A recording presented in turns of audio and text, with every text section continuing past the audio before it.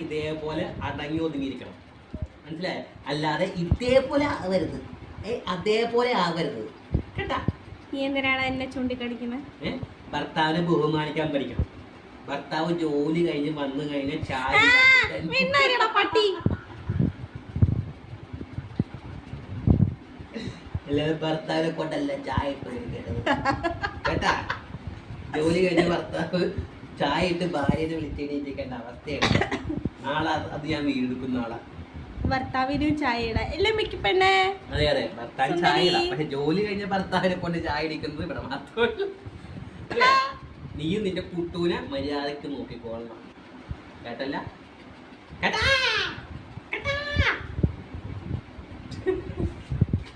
അത് ആ ടെസ്റ്റ് പ്രതീക്ഷിച്ചില്ലല്ലേ?